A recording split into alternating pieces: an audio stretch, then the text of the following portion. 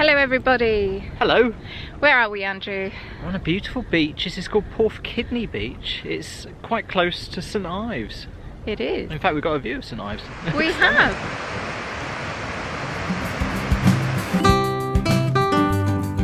Seems like Nebogissy. Yes. The tide is out. It's a lovely flat beach, and when the tide is out, it just goes on for miles and miles, and it's great because it's dog friendly 365 days a year. Dogs love it, don't they? Yes. So it's relatively easy. Walking's challenging, isn't it? It goes a bit like that, isn't it? Yes. It's the way that the water comes in and creates little eddies in the sun. Yeah. Those beautiful patterns. They are stunning to look at. Film it. See, it does look stunning. They're ripples, aren't they? And then the water pools just dissipate as the tide goes out. It's beautiful.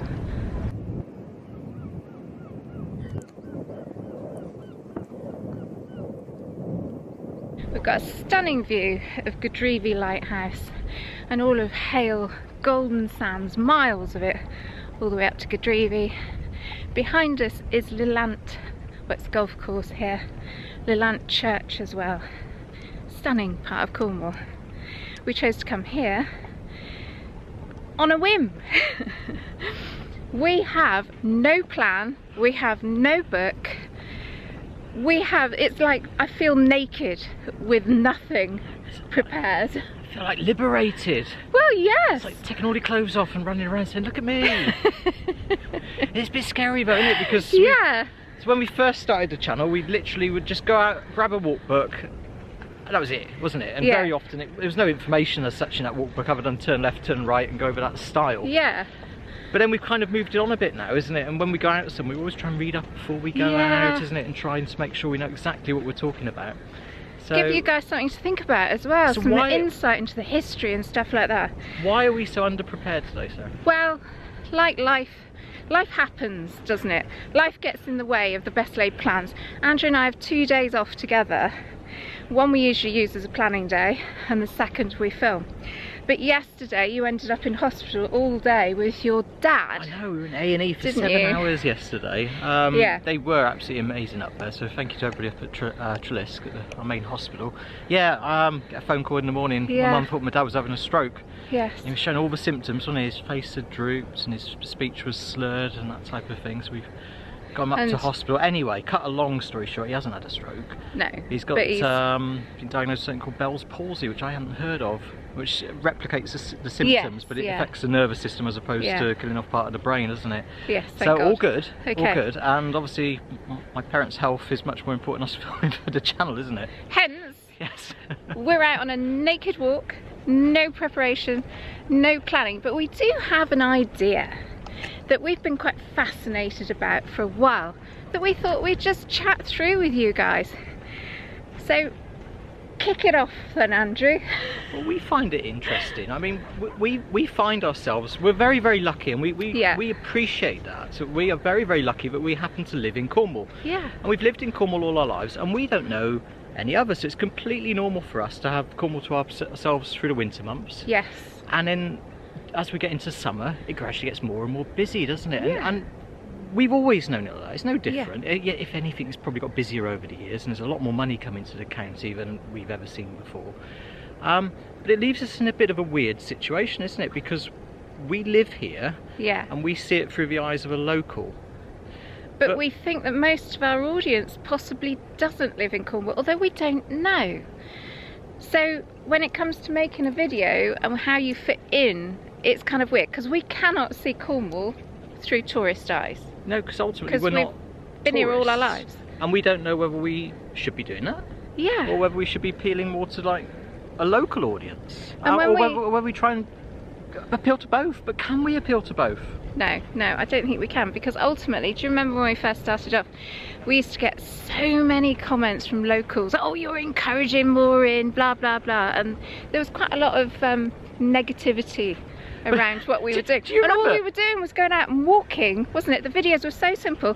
Read out, turn left, and there'd be an image of us going, turning left. One of our really early videos, which we didn't put an awful lot of time into, was one down at Prussia Cove, which is beautiful, isn't it? It's on the south coast. It's not far from St Michael's Mount Marazion way, is it? And we had an email, didn't we, from the owner of Prussia Cove. Oh, yes. Oh, and he was saying, hellish. how dare you encourage people down here? Yeah. You yeah. know, it was like, it was our fault that all the roads were jamming up. And I think that video had only had like, I don't know, 400 views, or I don't know, it wasn't many, was it? It wasn't. We were not talking like 20 or 30,000 views. No.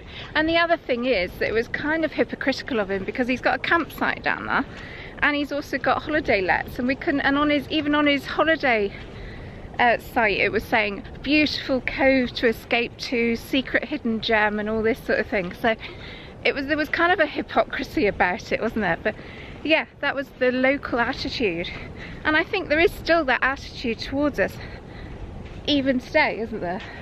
Yeah, and we're passionate about Cornwall, and hopefully that comes across in our videos.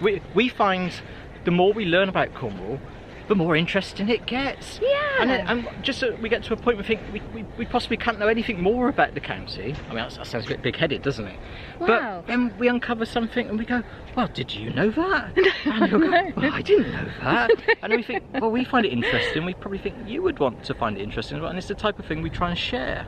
Yeah, and I think that's probably where we're coming from, isn't it? We try to share and not be that typical Cornish person that, oh, you're encouraging more people in, what on earth are you doing, we've got enough of them coming down, that kind of attitude, which doesn't reflect well on anybody, does it? So hopefully you find that we share. I tell you what we are going to share with people. What? Getting our feet wet as we walk across, across That's here. what I've stopped. That's what we're going to share. Yeah. Let's go. Do you think I can get across there without taking my socks and shoes off? I think you can jump. Yeah.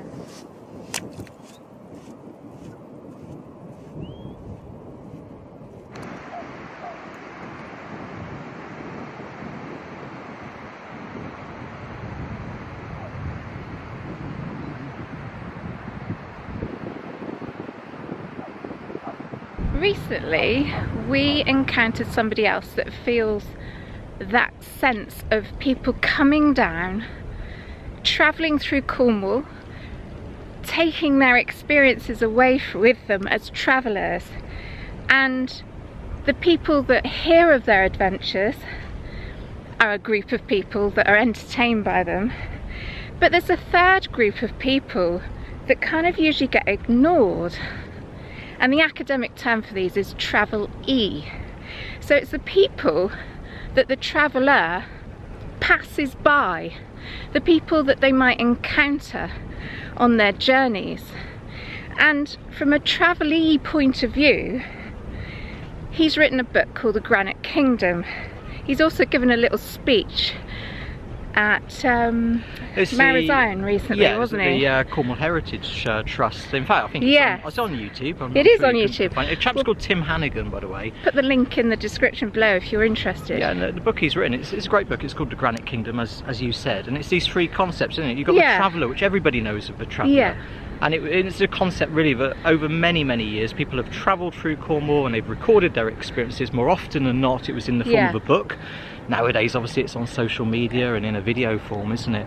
But when people were writing these travelogues as books, you had the traveller, which was the person writing the book, and their experience. You had the reader, obviously, but then you had this third person, which, as you say, was the travelee, and I'd never heard of that. And I think it's actually an almost made-up word. I think it's an academic term for the people that would appear in passing through a travelogue. So I can 100% relate to being a travelee. Yes, we've discovered we're travelees, and it's quite an interesting concept, thing. Isn't it? Yeah. So we are kind of curious about the traveller that will come to Cornwall, what their experience is, and how they relate to Cornwall.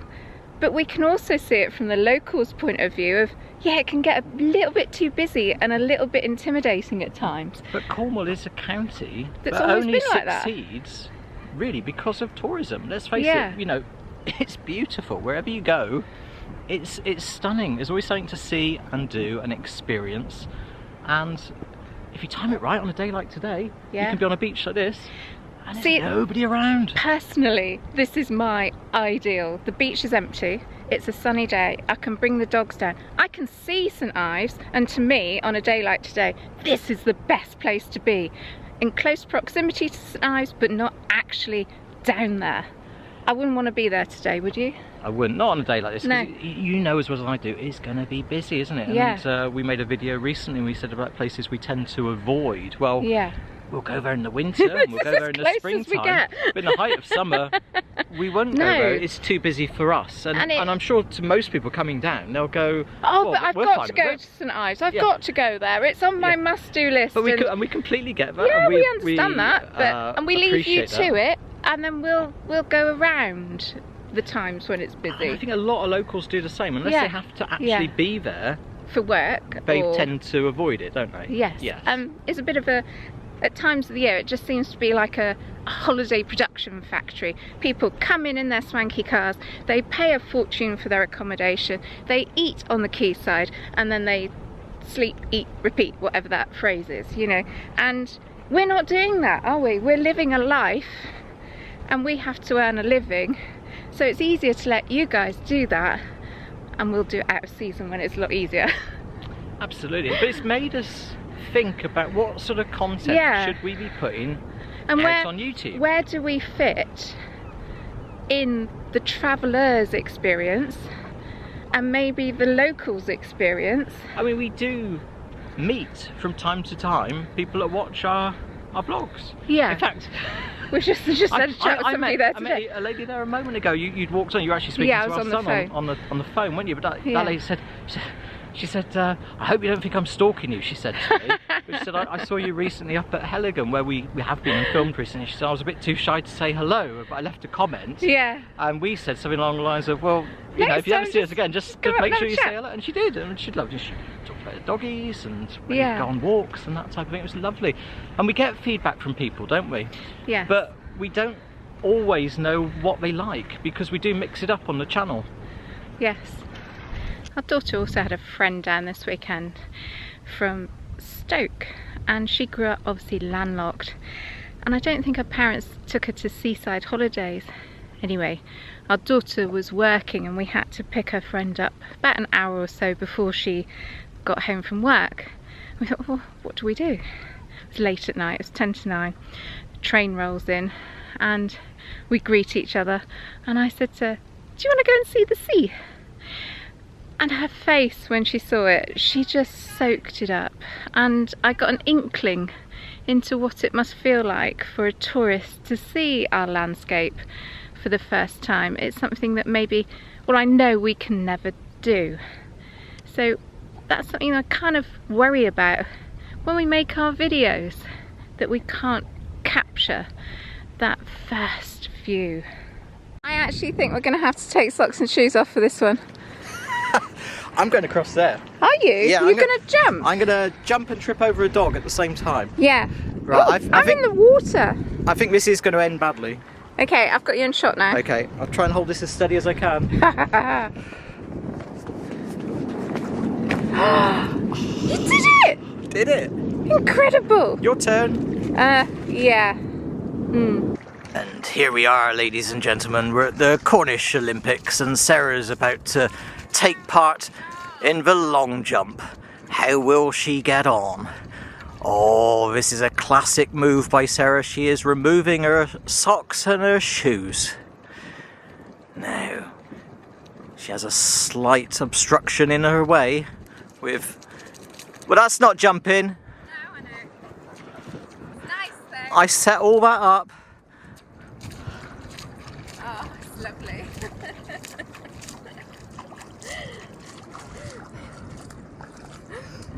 Now you're going to absolutely kill me for getting in the car with sandy shoes, aren't you?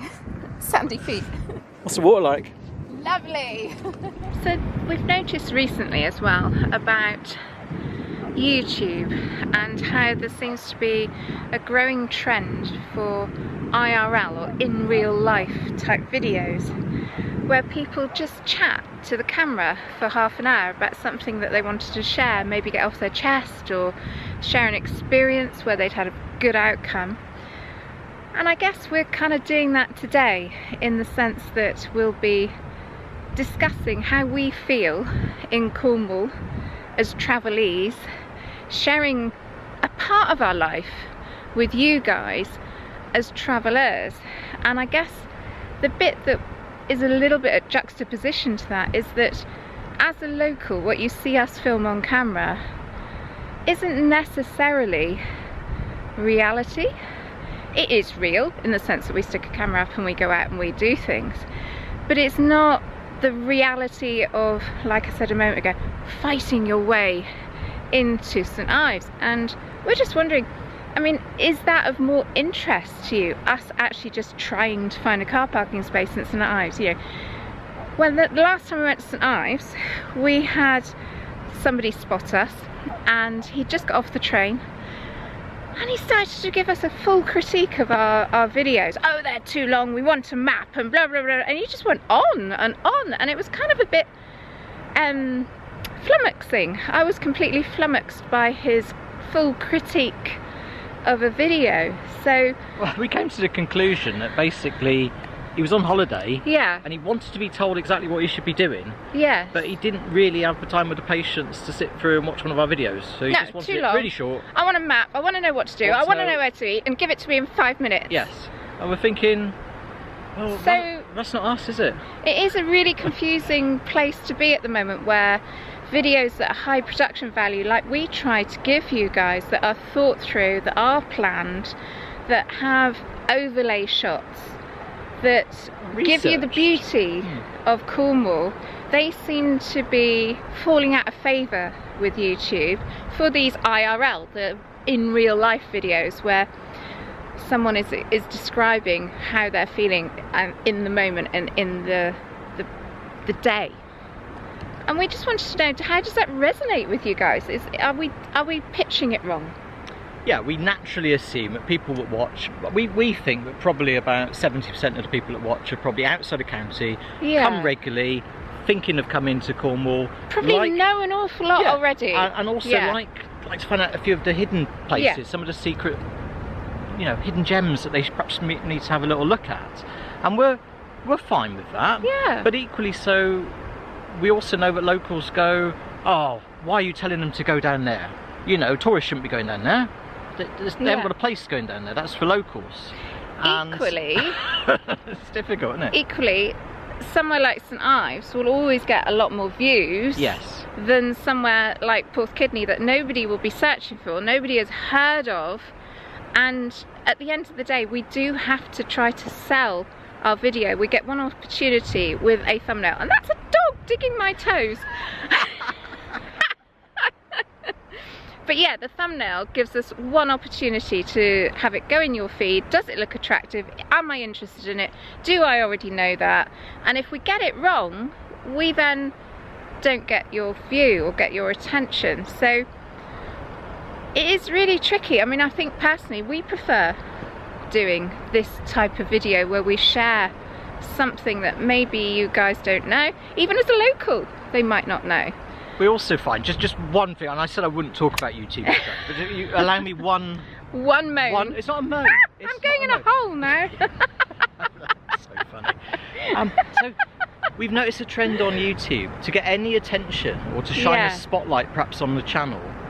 You've put something out that looks pleasant, you're happy and smiley and everything's lovely, and it gets ignored. The moment there's a suggestion that something's not quite right or slightly controversial, or we look a bit glum on the thumbnail, it gets a lot more traction. Interest. And I don't like doing that, and you don't like doing that. No. But it works. No. I mean, for instance, if I put a thumbnail on today saying, dog rips my foot apart. Killer dog. Killer dog, yeah. Loose in Cornwall. But there's always that clickbait threat as well, isn't it? That you get accused of drawing an audience on clickbait. Also AI. Let me just grab my shoes, then we can walk and talk. Talk about AI. So just to give you a background as to why I want to talk about AI. If we try to do a video where maybe we don't want to give everything away in the thumbnail and title, that is no longer possible, because AI is now taking our first few words and giving you a summary of what's in the video. So if it isn't floating your boat, or AI have got it wrong, you again won't want to watch it. So AI is also something that we're having to consider when it comes to subject matter and videos.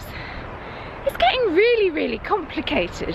So the lizard, for example, when we searched for one of our videos on the lizard, AI was generating web pages that actually showed you images of the lizard, the little crawly creature, not the town. So it's not intelligent enough to kind of give you that nuance and disseminate between what the person typing in their question really wants and what something means. So yeah, AI is going to be a challenge for us. It's almost like we need to label this video as discovered Porthkidney. Porthkidney Beach.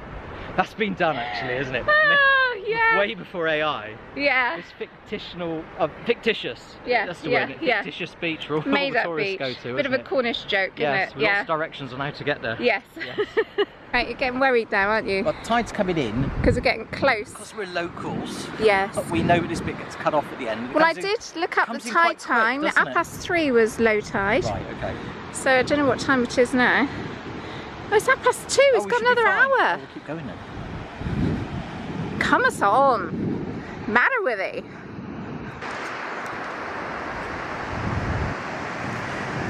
So I did just grab one book, one publication about Cornwall. This is specifically about the North Cornish coast from like the border down to Newquay. It was published many, many times. It was actually first published in 1881, and then this printers, Weagles, they got hold of it anyway, and they just reprinted it year after year after year. I think this one's from the 1920s. But essentially, it's, if you go to Barnstable, this is what you can expect to see. That's Devon. Yeah, exactly. So he hasn't even got his border right. Although we can claim part of Devon, I don't mind. I think that book comes down as far as Newquay, doesn't it? It doesn't Yeah. quite get down as far as where we are today. No, so then you've got little adverts in here as well for like Tintagel. I don't recognise any of those. I don't think they're there anymore, are they? King Arthur's Castle, and when the golf course was open. Well, that's the hotel that's there now, Yeah, isn't it? yeah, But Camelot the Hotel. golf links have gone. Oh, and Necton Glen. Yeah, that's the waterfall. Yes. So it's interesting to see how the traveller's point of view has developed from just wanting to know a little brief history and what you're going to see in the terms of the church and maybe the population, to now people want you to go out and spend money on food and tell them where to eat and where to go and how to have that tick box type holiday, because that's almost what a traveller wants now. They want to tick boxes. They want to go in the morning to St Michael's Mount and tick that Instagram box, then they have lunch somewhere, tick that box, maybe go to Kynance in the afternoon, have dinner out and go somewhere else. They want to fit all these things in such a short period. So are our videos too long? Do we meander around an area for too long, give you too much information? Is our kind of lazy, calm, gentle style not what's in vogue at the moment? Oh, got to rescue our dog. Did you rescue the dog? I did. By the way, that was too long. Don't forget your shoes. Oh yeah. I'll get them later. Seagull will probably get them, won't he? But he's off after that one now. Oh, dog.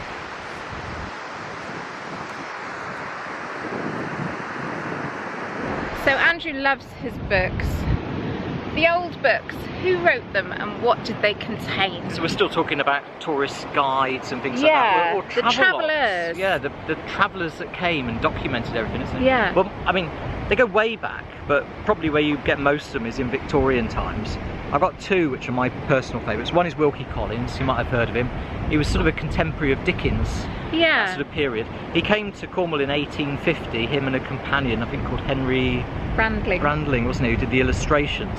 And they did a travelogue. They started, they came from Plymouth. It was in 1850, it was called Rambles Before Railways. Beyond. Sorry, Rambles Beyond. My favourite book. Even I know that. Rambles beyond railways, 1850. Started at Loo. Yes. Walked all the way sort of down through the county, ended up at Land's End. Went to St Michael's Mount and Metallic, Redruth, yeah, and worked their way up towards Tintagel way, didn't they? But he was quite rude. But he broke that mould, didn't he? Because the ones before that were very factual, like that one I showed you a moment ago.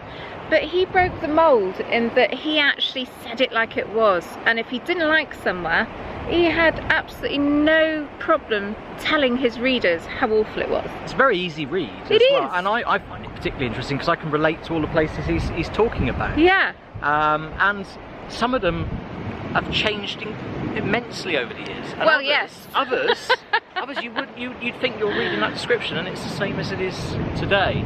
Yes. But it's funny what was on the tourist map back then compared to what's on the tourist map today. Yeah, that's changed. That's definitely changed. A lot of wells, wasn't it? A lot of the holy wells were on the tourist maps. And churches, weren't they? Churches, yeah. Rock structures, things like that, wasn't it? Yes, cheese ring. Yeah. Yeah. Log and rock, things like that. Which is of no importance to the tourists today at all. They want that Instagram snap at the top of St Michael's Mount, in St Ives, at Tintagel, and that's coming back to this tick list again. It's tick list tourism. And the second book, just before we move on, is by a lady author. Yes. It's called An Unsentimental Journey Through Cornwall. Have I got that right? Yes. Yes, and she was called Dina Craik, and she wrote with a woman's point of view. It was much softer. It was a lot more about the human side of things and how they felt about places and the people they met. And it's just, you can tell it's got a softer touch to it. Beautifully written, and she was really, really interested in the people that she met along the way, and she wrote about them really sweetly. Yes. She started her journey in Falmouth at the Green Bank Hotel, and then she had a coachman, that she'd hired for the week, and she went over to the Lizard, and they had their whole, basically they had about 10 days, I think, in Cornwall.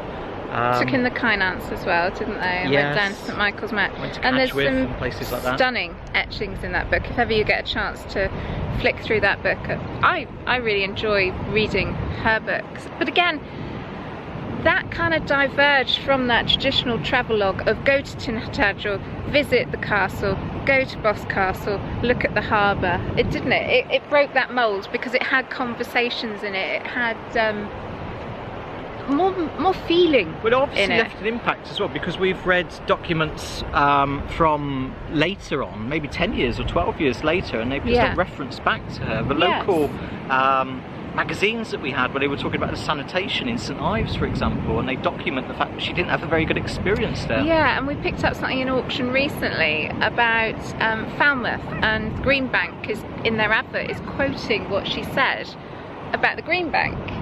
Isn't she? About how she felt it was a lovely, warm, cosy hotel. Oh, and that guide was from the 1890s, turn of the centuries, wasn't it? Turn of the 20th century. So we can dig that out and have a look at what she said. Yeah. Let's be an old-fashioned guide. We are on Porthkidney Sands.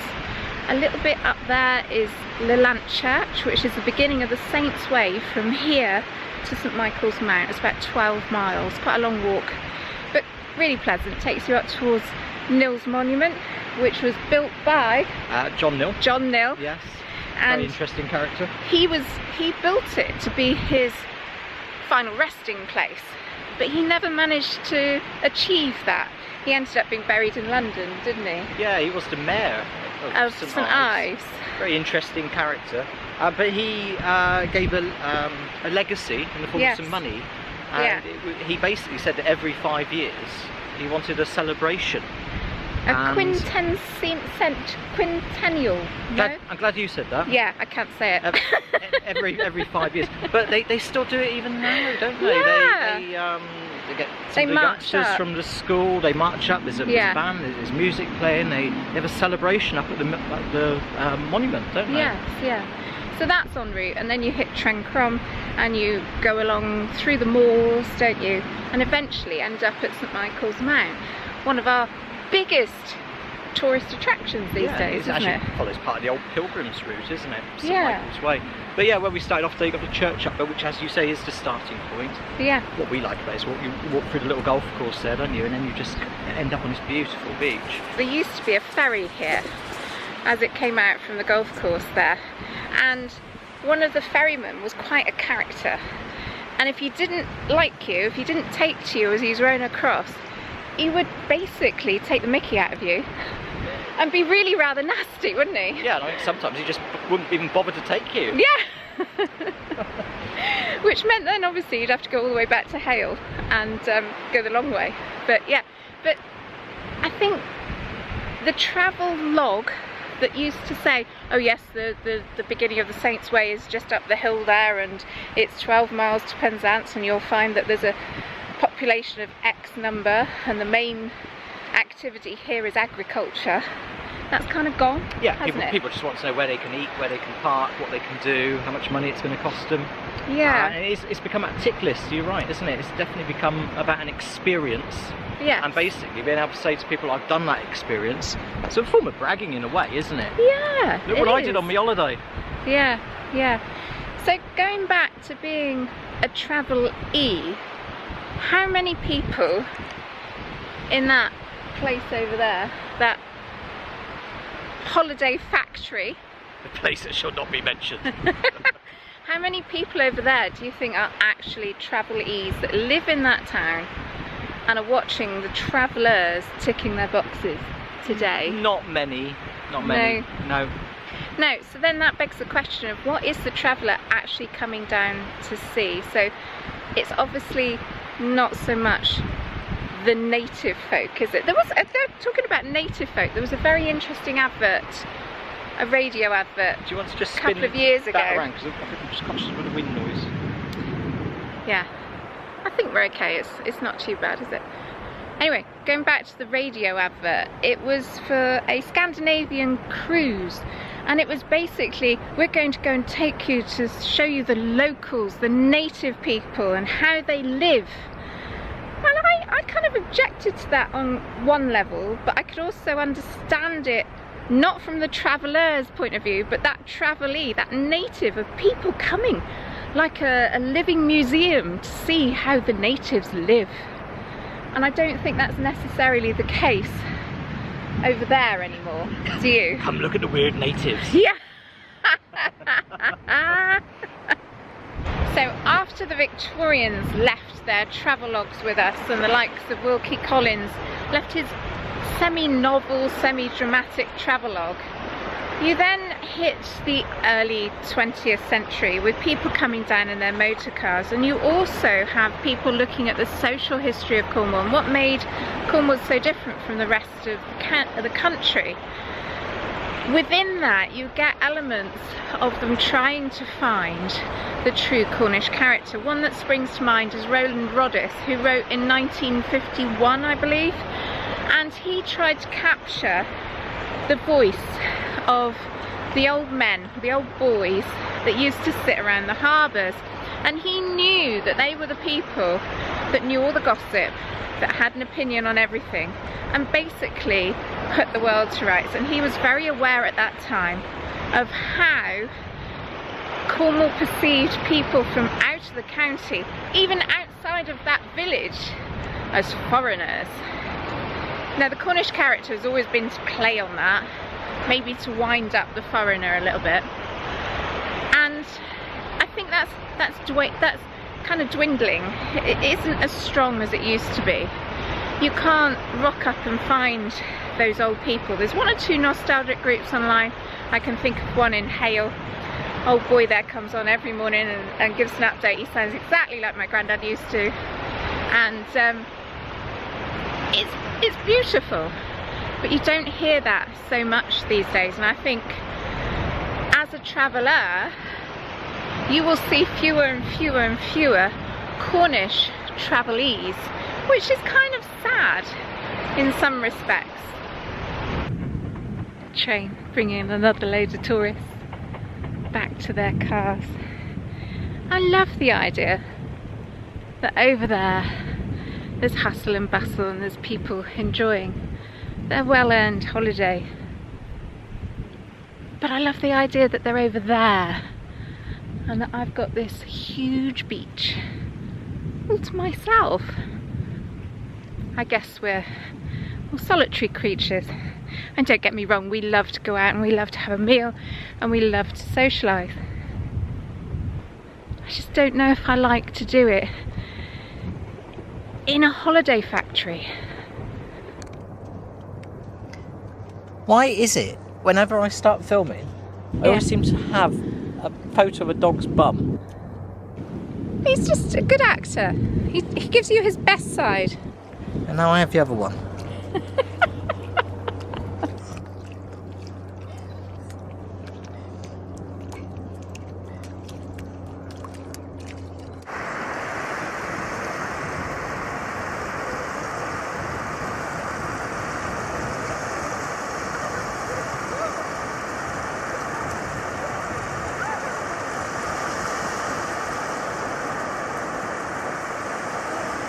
The dogs that we had when the children were little were swimmers, and they'd be in the sea and they would be out with the family swimming like way out of their depth just to be with us. But we don't go in the sea very much. This will be my annual paddle in the sea, and so our little one just doesn't know what to do with the sea. It's quite funny. Are you coming in? Hey? No, he's gone off to see Daddy. Oh, I can't go in the water with Mummy. Oh, little old man, you will, won't you? Yes, you pop it, aren't you? Yeah, good boy, aren't you?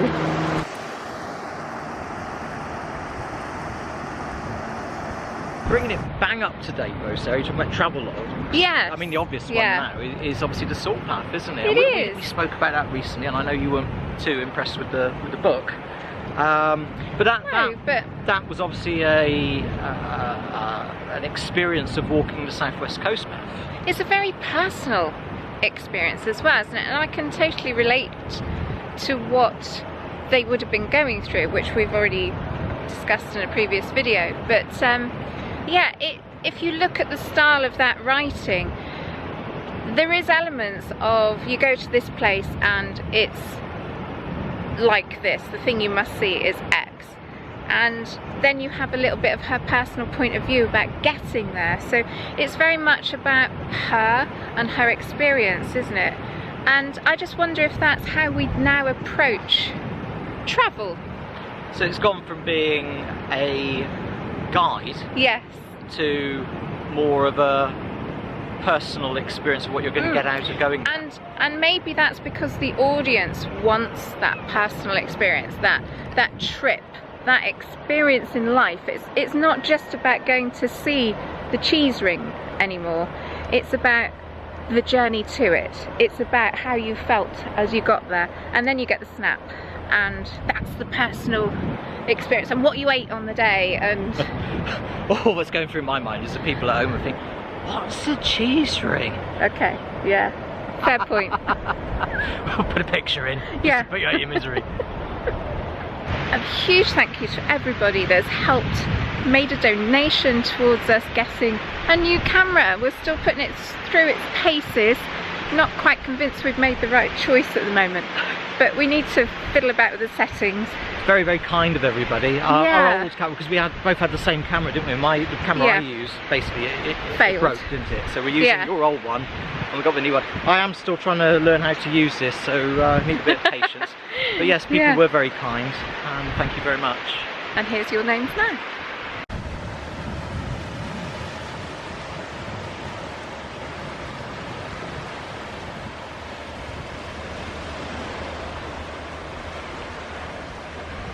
Now coming to the end of our naked walk. I've enjoyed our naked walk, Sarah. Have you? I have. I wonder if they have. Probably not. Yeah, a bit of an off-the-cuff discussion about the different aspects, I guess, of tourism. Yeah, I mean, look, we live in a tourist area, don't we? Yeah, I mean, always have done. Yes, and we don't know anything different. This is what Cornwall is like, isn't it? And we enjoy sharing Cornwall with you. I don't know where we're going to go next week. No, nor do I. Perhaps we'll be able to plan it next week. We have filmed a walk around Heligan. Oh, we did, yes. We've got the new camera in that one, and not quite sure if the footage is going to be up to standard on that. But we can't really afford to go back and pay another £28 per person to refilm it, so we'll see what that turns out So that like. might be next week, yeah? Yeah, might be. But hopefully we'll have more time to plan the next one. So until then, we'll say goodbye for now. Bye.